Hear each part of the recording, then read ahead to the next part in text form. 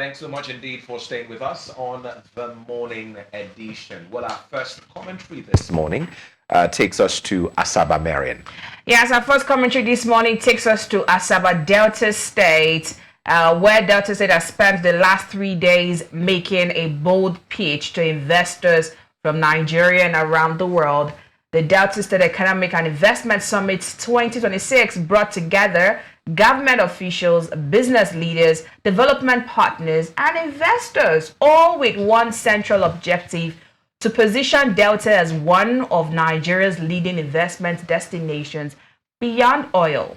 The summit focused on agriculture, manufacturing, and energy, the blue economy, infrastructure, and technology under the theme Harnessing Our Strength, Unlocking Our Potential. Anigochukwu, while this may sound like another investment conference, the conversation it has triggered is much bigger than Delta State as a whole. Across Nigeria, we've seen state-organized investment summits promising billions of naira in investment, thousands of jobs, and economic transformation. All these ambiguous words on paper and all. The real question this morning is: do investment summits actually change economies, or do they simply produce beautiful speeches, impressive photographs, and memoranda of understanding that never translate into factories, industries, and employment? Or the lineup of guests is what we come to display to show that we have got the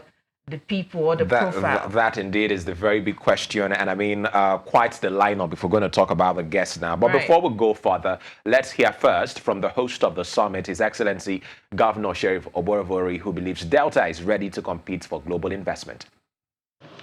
It is also pertinent to point out that this government has prioritized sound public financial management anchored on careful budgeting, fiscal discipline, judicious allocation of resources, transparency, and accountability, matched with excellent service delivery. Hence, despite the huge investment in improving public infrastructure, we have not borrowed a kobo from any bank, and we will not intend to borrow. Underscoring our commitment to fiscal discipline and prudent financial management. What this means is that prospective investors are coming to a state that is financially stable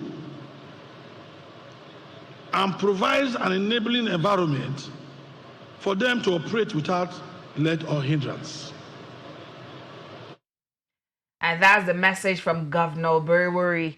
His message is built around diversification. Now, Delta State has long been recognized as one of Nigeria's major oil-producing states, but the administration says the future lies in reducing dependence on crude oil and expanding into agriculture, industrialization, manufacturing, and the blue economy. Now, the government announced a $100 million viability gap fund to help de-risk investment and revealed that more than 12,000 acres of farmland have already been earmarked for commercial agriculture, moving away from oil. And that's really significant. This conversation about diversification has been going on for a very long time. Nigerian states have depended heavily on monthly allocations from, the Federation account. Of course, the oil boom created a culture where internally generated economic activity often took a backseat to federal allocations. But with fluctuating oil prices and economic reforms reshaping public finances, many governors are beginning to realize that attracting private investment might be the only sustainable path to long-term prosperity. And that's, what we're all aiming for. And perhaps that's why the Vice President Kashim Shettima now used this medium to speak to a broader national point. Yes. Which is to say, rather than states see themselves as competitors, fighting for federal allocation, who gets more, who is giving more, my state is producing more, why don't my state get a bigger allocation? Rather, he urged that healthy competition amongst Nigeria's 36 states is very much important and should be encouraged because it creates jobs. it attracts capital and strengthens the national economy. Let's take a listen to Vice President Kashim Shettima now. You have done a lot of things for the federal government, especially in informing Nigerians where we are coming from. From reserves of $3 billion,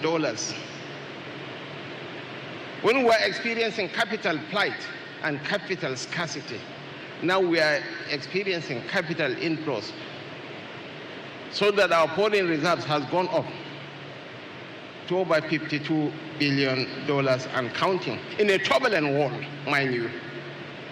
I think the president deserves commendation and not condemnation.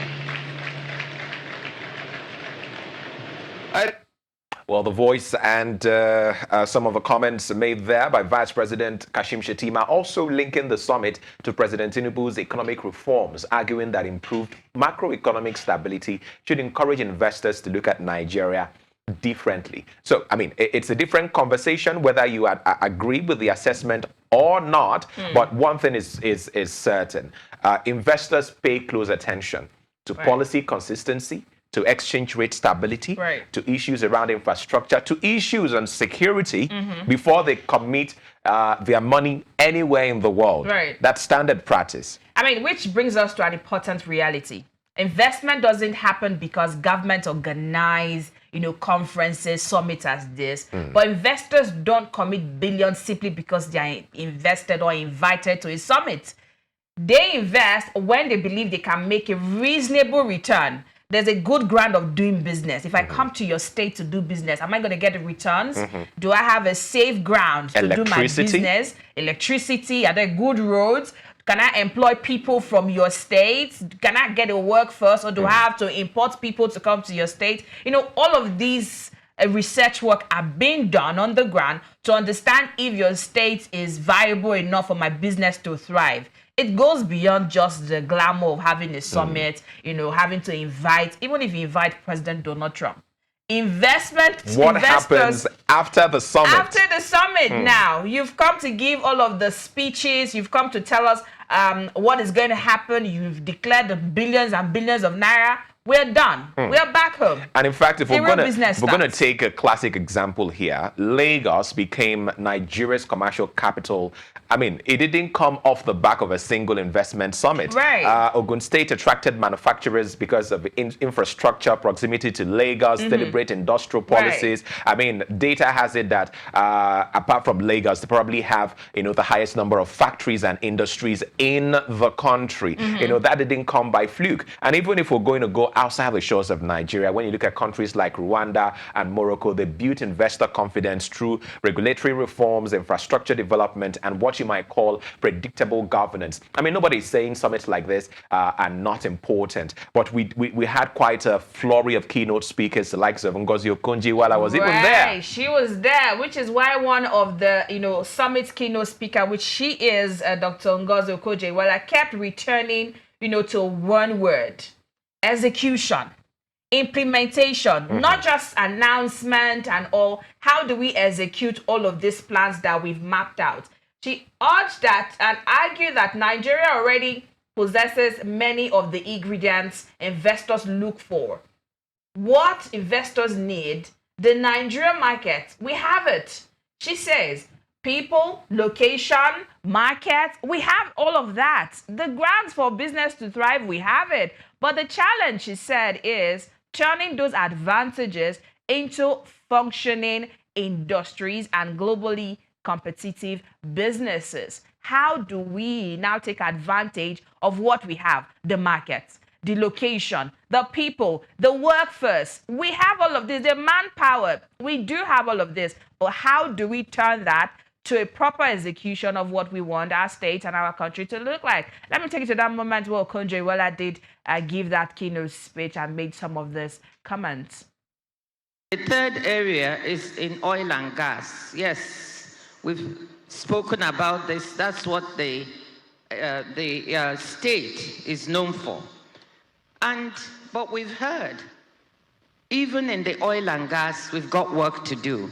We've got to improve pipeline connectivity. You have to work with the federal government to get gas to these other areas. If you make the special economic zones, the gas has to be piped there so it can actually work. You have people who want to generate power for the state, but if they don't get the gas, they will not be able to do that. You want to develop a solid minerals industry, and we've got what it takes in silica, kaolin, and other things, but they all need the gas to be properly piped to where it's needed. Well, that was Ngozi Okonjo-Iweala. And we did also have an interesting intervention from Governor Charles Soludo of Anambra. While he supported Delta's investment drive, he argued that attracting investors should become a continuous habit rather than a one-off event. And most importantly, he challenged Nigerians to support locally made products, insisting that no economy creates jobs by importing everything it consumes. The kind of jobs that we want to create, he says, cannot be created if we depend solely on importation, Marion. Right, but now, ultimately, the success of this summit won't be measured by the number of speeches, the lineup of guests, dignitaries who attended from Nigeria and outside Nigeria. It will be measured 12 months from now. That's in 1 year.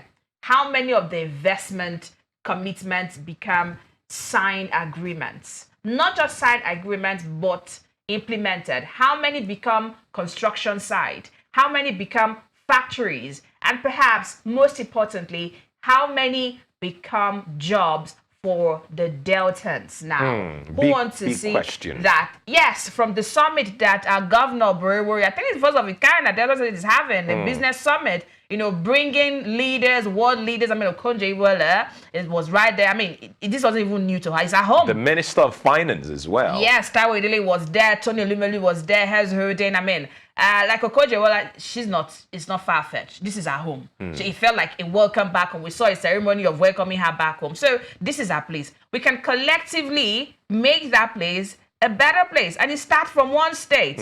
It moves on. Like the Vice President said, it's not a competition. Let's start from one, and then it goes across 36 states of Nigeria. And then we see Nigeria growing into an investor, very attractive to investors to come into our country. But let's make the country, conducive for them to come in. Yes, indeed. We don't live on investment announcements, right? We live on employment, functioning businesses, higher incomes, improved living standards. That's what Nigerians care about. But we'd love to hear from you this morning. Should states take greater responsibility for driving Nigeria's economic growth? We've seen Invest Lagos. Now we're seeing Delta Economic Summit. Which state is next with, one of these events? Or should the federal government take the leading line? Should they remain the primary engine of development? What do you think?